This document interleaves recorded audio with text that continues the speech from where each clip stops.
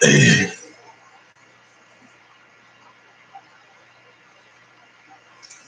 what's up, everybody? It's your boy AJTRIP.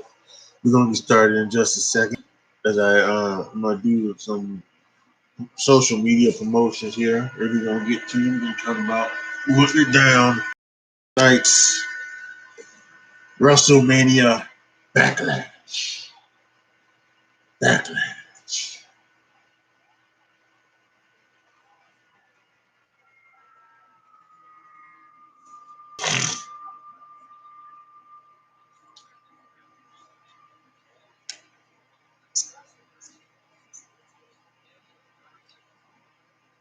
You okay, Mina?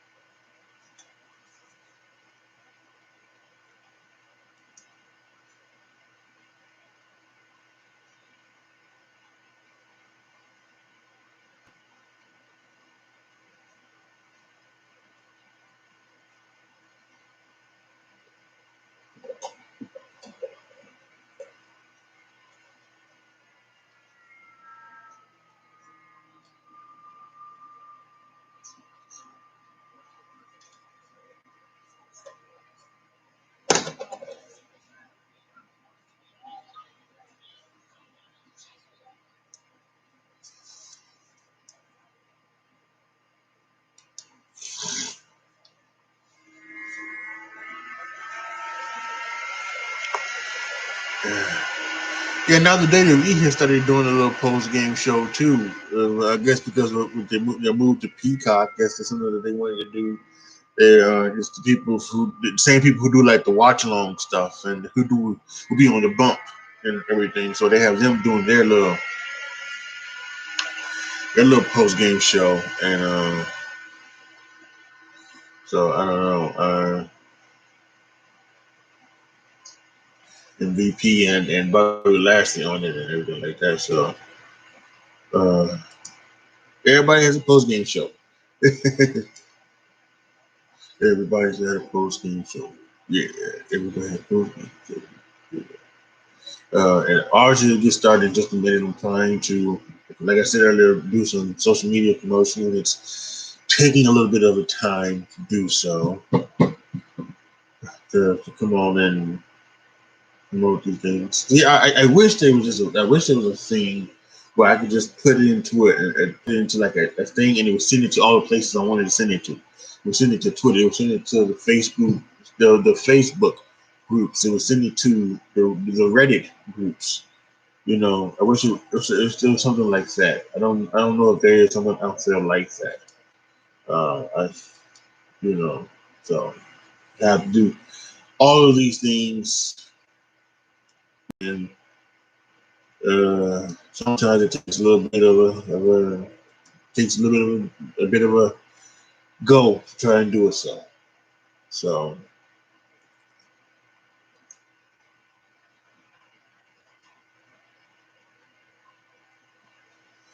we got one more to go, the Reddit one, and then we can get started.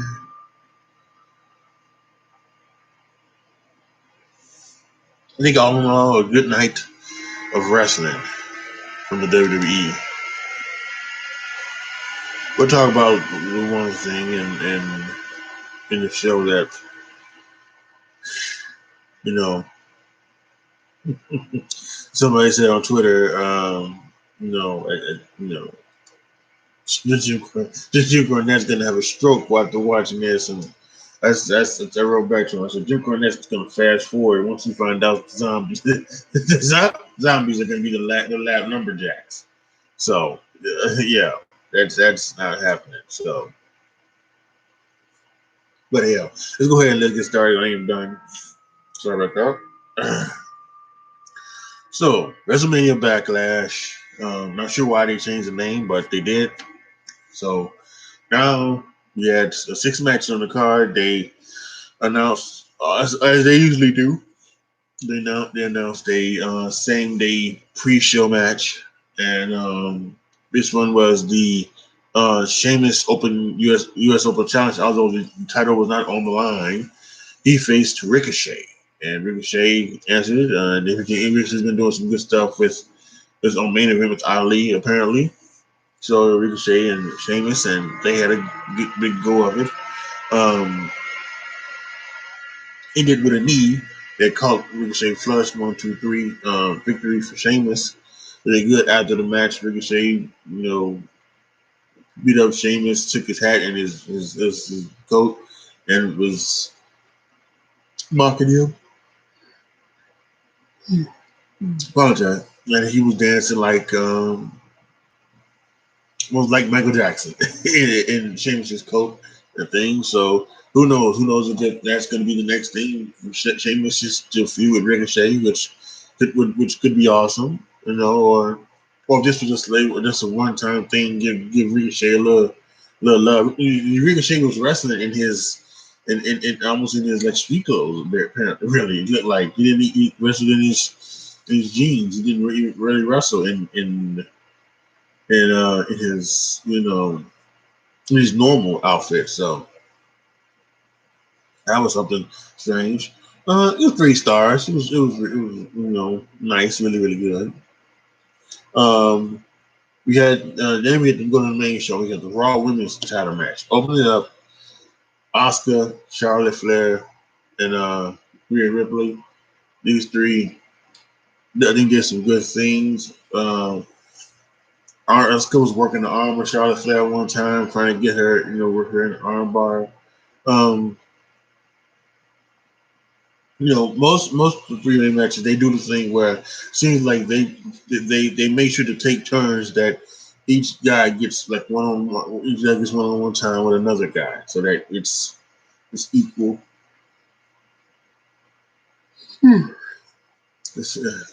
Sorry about that. I know. Every time I do these things, I'm always yawning and everything like that. I really wish I couldn't. I don't know what is. I know what it is, but I really wish it would stop. I'm stuffed up too a little bit, so that's another thing. Never mind. But anyway, so this one I thought was really good as well. We had an ending where Charlotte Flair kicked Asuka, but while kicking Asuka, she went to the floor, and that set up Rhea Ripley hit the riptide. 1, 2, 3. She retains her Raw Women's title. So there we have it. I think most of us knew that Asuka was there to take the pin, and it was either going to be Charlotte or Rhea Ripley. But I think I like the way they're going with this. And I mentioned this during my predictions video. I think the way to go about this is I think what you want to do is you want to set up Rhea Ripley beating Charlotte Flair at next year's WrestleMania. You want to set that up, and you can do that many times. You don't have to do it, but one of the ways I said to do it was that Charlotte Flair would win Money in the Bank. She would then cash in on a beating Rhea Ripley at some point. Maybe even at some point, maybe even kayfabe injuring her, putting her out for a little bit. Rhea would come back, win the Royal Rumble, take that match again at WrestleMania against Charlotte Flair, who was still the champion, and then beat her there. So I think that's the way to. I think that's the way to do it. I think that's the way I would do it. But there could be other ways to come out. I think and you can probably maybe see maybe there being a SummerSlam match between those two. That could happen. Fans back in the building. We'll see. We also get some news with this. So let's finish up here. We'll talk about that in a second. I gave it 3.25 stars. That was that good. That good of a match. So we did get some news. The next review is not going to be Money in the Bank, but Hell in a Cell, which has a lot of people thinking what's going on. Why is it on sale? Usually Hell in a Cell is in September. Why is it, why is it now, going to be, you know, why is it now going to be, or is it in September or in October, but why is it now going to be, why is it now going to be in June? And who knows why? But one of the things could be is that they're actually going to try to wait and push Money in the Bank into do, because it looks like that's what it looks like. There was a screenshot on Twitter where they kind of had it where it was saying that Hell in a Cell was in June, Money in the Bank was in July, August was the SummerSlam, September was something else, and then October would be Extreme Rules. Let me see if I can see what's still up there.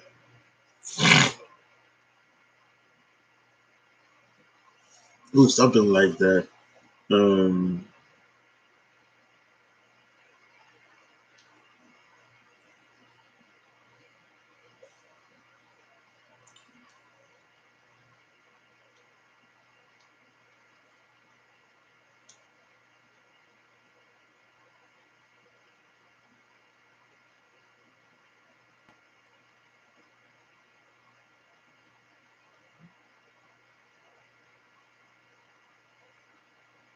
yeah, I can't find it now, probably because I think it was under like the Money in the Bank trend on Twitter. So yeah, I can't find it, but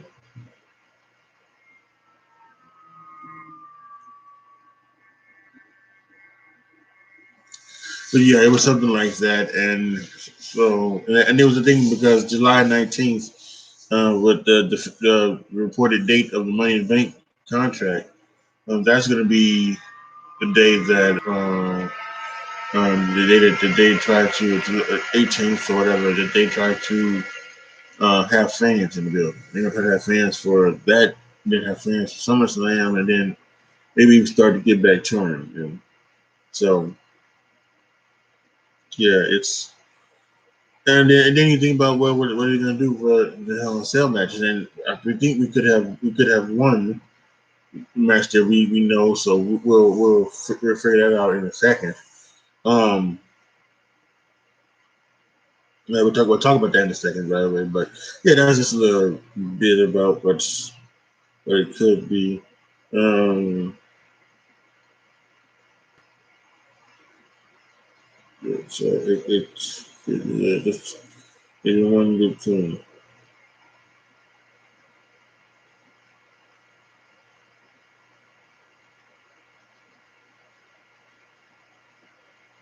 Yeah, so next was the SmackDown Tag Team Championship match was Mysterios versus the Dirty Dogs of Rude and Bobby Roode and Dolph Ziggler. And on the pre-show, Dirty Dogs jumped Mysterio and threw a couch on top of him, injuring his ribs. So Mysterio went at it alone, and Mysterio went there and he gave it all halfway through the match, or a little bit more than halfway through the match. Out came Dominic, and Dominic took the tag, and he went in and he tried his best. He went and gave another tag to Rey Mysterio. Mysterio went in, popped it up. He went and he got 619 on Bobby Roode, tagging his son. Son went with a frog splash, 1, 2, 3. Then we have history. The first ever father and son WWE Tag Team Champions. Unreal. I think this is something good. I think this is the reason why Rey Mysterio stayed with WWE. There was a the thing last year, if you remember that WWE, the Rey Mysterio contract was up. And it was around this same time too. If you remember, because last year we were going into Extreme Rules with eye for an eye. We were going into the Money in the Bank match. Money in the Bank. And last year Money in the Bank was after Backlash. We had that Money in the Bank at WWE Studios or whatever it was. The headquarters, not studio. And there was rumors that his contract was going to run out. Mysterio's contract was going to run out. And there's a lot of talk, and that's one of the things. That was one of the reasons why he lost the eye for an eye match was because if he didn't resign, then obviously he could move on and he was going to move on, then he would go ahead and move on. But if he didn't, they could do some other things with him. And I would bet one of the reasons why he resigned was that he wanted him and Dominic to have to win one of the tag team titles, so that they could be the first father and son tag team champions. And here we are, this happening. Now, I don't think they're going to have one for a long time. I think at some point, there's a storyline going on with Reigns and the Usos. At some point, the Usos are going to win the titles from them. I think this no later than SummerSlam. I think no later than SummerSlam, we're going to have the Usos win the championship. So than before then, but I would think, I think I actually think it probably would be better to have it before then. Because I'm not sure how you're going to ride out with this, Jimmy and Jay thing and this everything like that. So I'm not sure what they're going to do. So yeah, I really don't know what's going to happen. But that being said, it was good to see. I think it was good. Another good moment. WWE says they like to put smiles on people's faces. That puts a smile on your face. You see, Ray and Dominic having a shot to be the tag champions. And so we'll see where it goes from them. I thought the story was good that they told, and yeah, we'll have to see what Dominic is. I was listening to, as I always do, to Jim Cornette this weekend on his Jim Cornette Experience. He was talking about Dominic and how he's kind of just been thrown in there, and I see because it seemed like he was. I think they said he was trained by his father, but he really hadn't had any matches. His first match was I think was the match with Seth Rollins, and I was always wondering, was Dominic ever going to get some heat for not being in NXT? Because he could have been in NXT. Was he not going to get heat for that? But it never seemed like he didn't. And in fact, I remember a year ago doing that match. And several NXT wrestlers, Bronson Reed and many others, gave Dominic the shout out and said, way to go, because that's what So I don't think there's never been any heat on Dominic. Like Dominic is like respectful to everybody, and respectful to this business. So we'll just have to see where he goes from here, and hopefully. And he's 24. He's 24 years old. They also mentioned that. So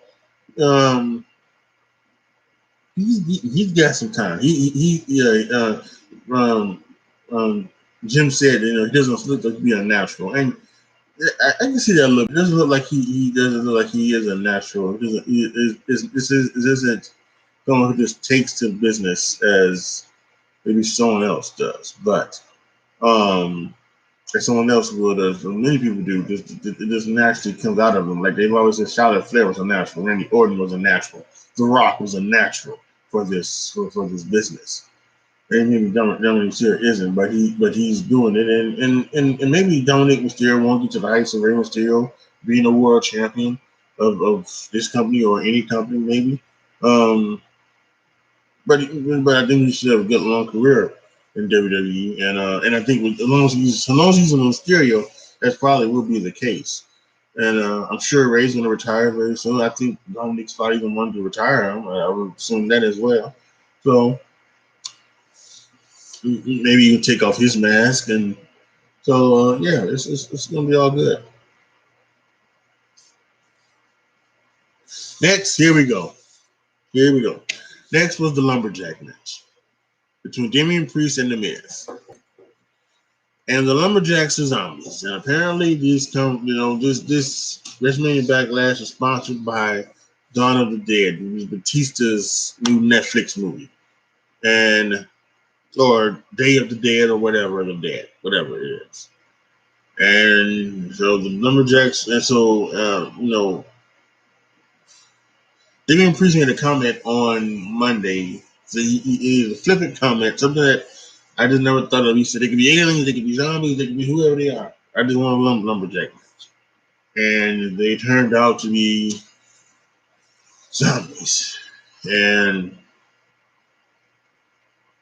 the match just it was 2 stars. It really wasn't that good. They seem to be focused more on the zombies than they were the wrestling or trying to tell the story. And at the end, John Morrison and Miz gets eaten after Damian Priest beats the Miz. And the zombies are just everywhere. It also looked to be like a pre-tape too. This looked to be like pre-tape as well. This didn't look to be live. This looked to be like pre-tape. So then there was that as well. Pre-tape matches are something that one reason why I can't wait for crowds to come back so that the pre-tapes can stop. But yeah, it was just a bad look. I don't think this means anything for the Miz. I don't think this means anything for John Morris. Definitely don't think this means anything for Damian Priest. I think Damian Priest can still be, can still be a part of you could be one of the people to fight Bobby Lashley in the future as they continue on.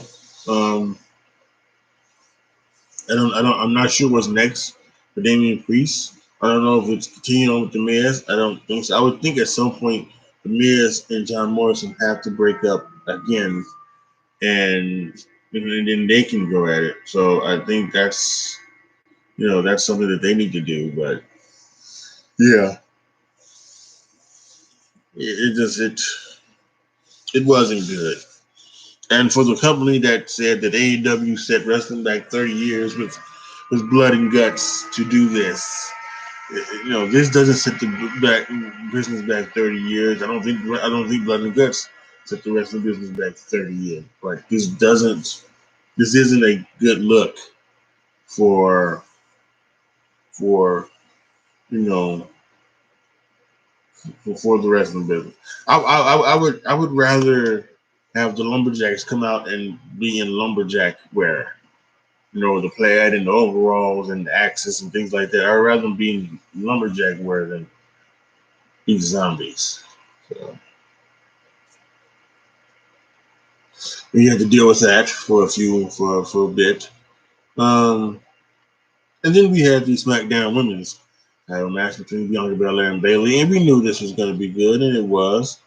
I think they did some really great stuff in here. I think they went with a story where it was they about the hair. About the hair. They didn't want to be whipped with the hair, and but she was also trying to do something with it to try to aggravate Bianca Belair to make her make a mistake. That didn't happen. They kind of rolled. She rolled up Bianca Belair. Bianca Belair rolled up Bayley. Used the hair to hold the legs down. 1, 2, 3. Victory. She beat Bianca Belair, and it was some really, really good stuff between those two. Those two were gonna have good chemistry, and also it's even though it's not against the rules, I guess it kind of sets up that Bayley could get a rematch with Bianca Belair next month at the Hell in a Cell. So we'll see where that goes, and I'm still wondering when Sasha Banks is going to come back and try to get her a rematch, and we got some other things going on. I'm not sure who else they can use for that, but we'll see when that happens. Next was the WWE Championship match between Bobby Lashley, Braun Strowman, and Drew McIntyre. And boy, this one was was a mile a minute, if not 60 seconds. It started hot and just went boom, boom, boom, boom, boom. Big move after big move. We had Braun Strowman doing cannonballs off the stages. We had Drew McIntyre jumping from top ropes and Bobby Lashley going through walls to electrical equipment.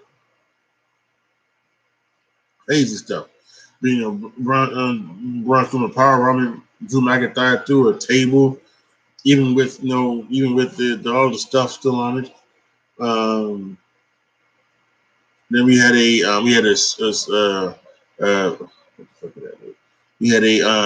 Claymore from Drew to hit Braun. Then Bobby Lashley, who had been thrown to that electrical wall, came back from that through Drew McIntyre out of it, hit a spear on Braun Strowman. 1, 2, 3, he retains. So again, great spots, great stuff here. Loved it. It was 4 stars, and it was quite the entertainment value here. Now we see where Bobby Lashley also goes from here, and where Drew goes there. There seems to be that they're going to do the Drew McIntyre versus Jinder stuff here, coming up soon. So I think that's next, and then it all depends on who's next up in the title picture. I mentioned talking about Damian Priest. Is Keith Lee ready to come back? Is he ready to come back and come off of that? Are they gonna elevate somebody new? Is Braun Strowman just gonna get a one-on-one match next month? What goes down? We'll have to wait and see. But I can't wait. As then Bobby Lashley also again, he's been doing some great stuff as well. And finally, the Universal Title match was on tonight. Main event: Roman Reigns versus Cesaro. Loved it again. Picked it up. Started off a little slow. I think they both were filling out each other again. Like I mentioned on I mentioned one time before. I don't know when or if Cesaro and Roman Reigns have even wrestled. So I think they were filling each other out a little bit. Roman Reigns, doing the chin locks, reverse chin locks, normal stuff, wearing down Cesaro as you should, normal stuff. It is slow, and it is like stuff that maybe some fans don't want to see, but I think it's traditional, traditional heel stuff that should, that should not leave this business. It should continue to be done. If you get, if you get somebody bigger than a smaller person, you ground them. How you ground them is with the, chin locks and things like that. So I'm all for that. I would like to see them cheat more, put their feet on the ropes to get more pressure. Do that. I like if you were heel doing that. So yeah. But you get some great stuff, some great comeback from Cesaro, some uppercuts. Went for a sharpshooter. At one point, and Reigns into the rope, even for the end later on. Out of a great thing, I loved it. Reigns' shoulders were down, and referee went to 2, and he counted up, but then he get put into another sharpshooter. That was awesome.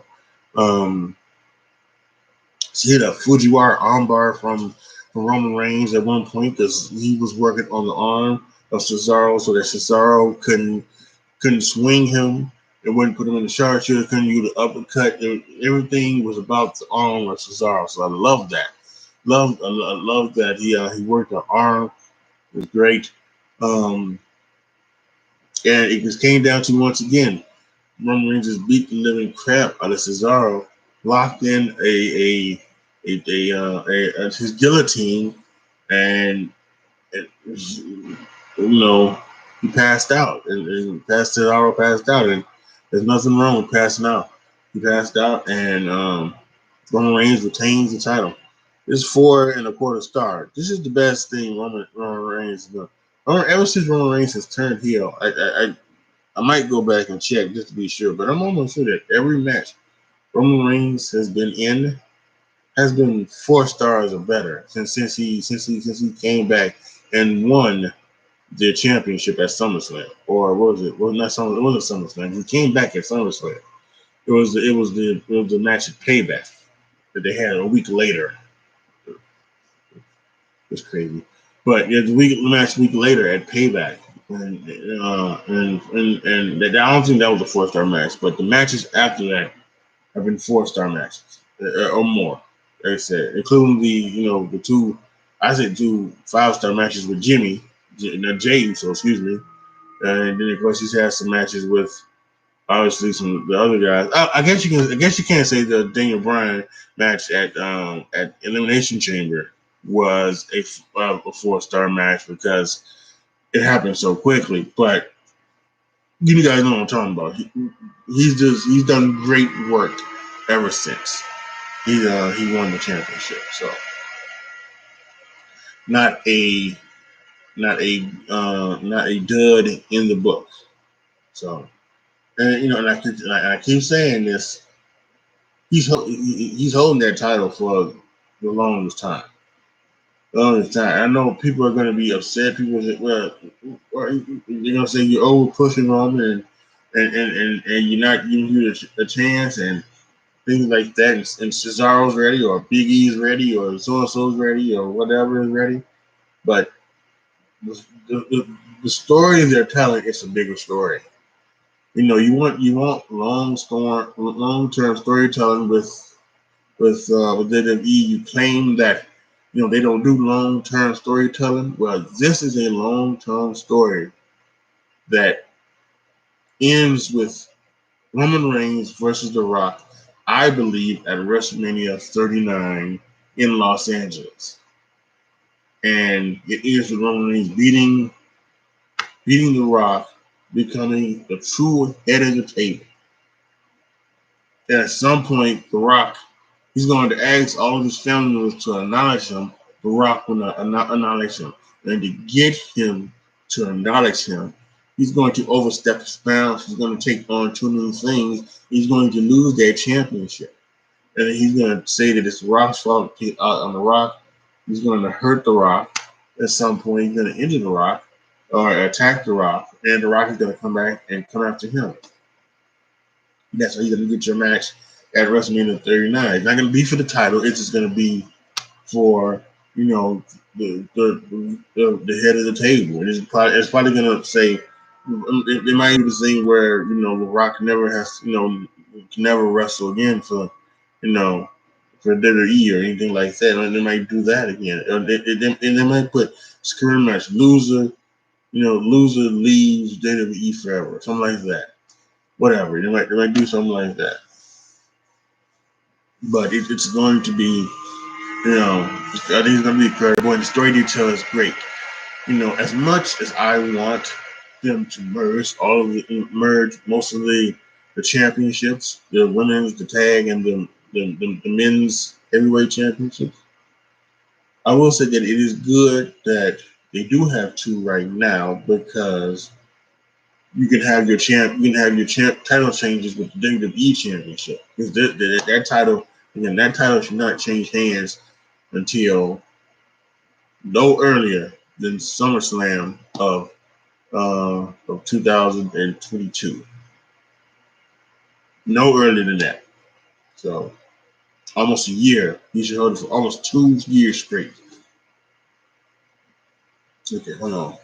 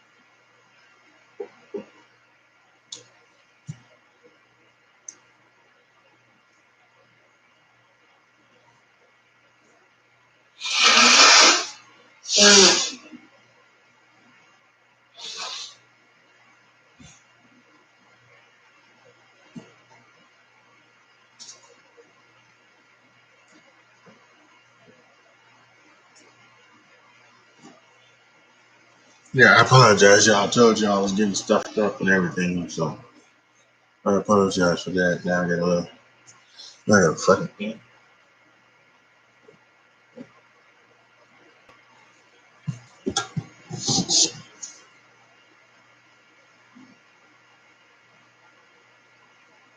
I guess the window and everything like that. So, yeah.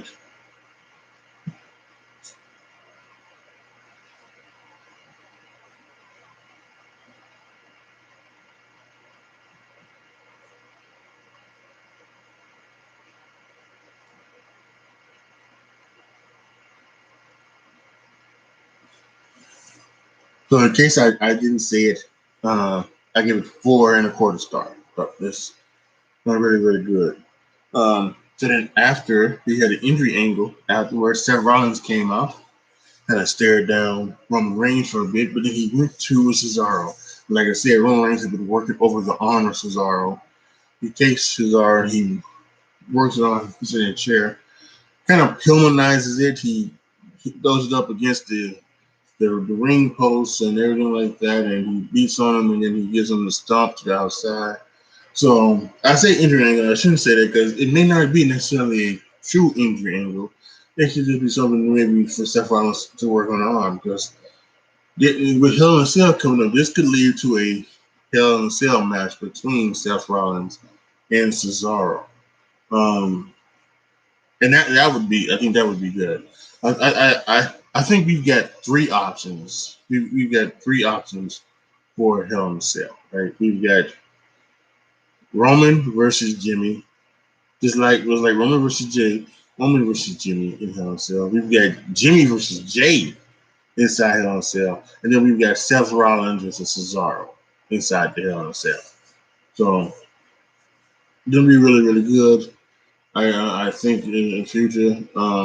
But again, I think like those two was we're kind of just it's oversaturating the thing. The Hell in a Cell should be the ultimate blow off feud. You know, it should be the thing where throughout a 6 month rivalry or something like that, or 8 month rivalry, you end it inside the Hell in a Cell. It should either be that, or it should him showing that should be like a special event.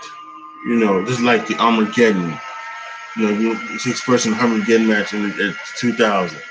The match was for inside Hell in a Cell. You know, so and I think something like that. You know, so to have the pay-per-view Hell in a Cell, it just isn't what it just this shouldn't be it. So, but we'll wait and see. We've got Raw tomorrow night. We got SmackDown on Friday. It's gonna be good. Also on Friday, That's a Shoot. We're gonna be talking about something this week, so you're gonna make sure you're there. Click the notification bell to get notified when when my video drops, you will get the notification of when it's coming Friday. So that should be good. I think if nothing happens, we may talk about. We'll either talk about. Obviously we'll talk about a few topics here and there. But I think our main topic may either be the pay-per-view schedule, how it's changed. We'll either talk about that, or we'll probably talk about no, we'll talk about we'll find something. We'll find something. Who knows what's gonna go down? What news will break? Who would do what city? Something else is coming up. This coming week in wrestling. So yeah. All right, y'all. Post your comments down below. Tell me what you guys think. Let me know what you guys thought about WrestleMania Backlash. Did you like it? Did you love it? Did you hate it? Let me know down in the comment section. Let me know what you think about my star ratings. Do you agree? Do you disagree? What would your star ratings be? That, and of course, gotta hear about your thoughts on the Lumber Zombies match and what you thought about that. Definitely want to hear about that. So. Dang, I got the hiccups, y'all. I'm just, oh my goodness, the hiccups, the heartburn for some goddamn reason. All right, I'm out, guys. Thank you guys so much for watching. This is your boy AJTRIP signing off. As always, be good to each other, y'all. Be careful out there. Oh. And I am out.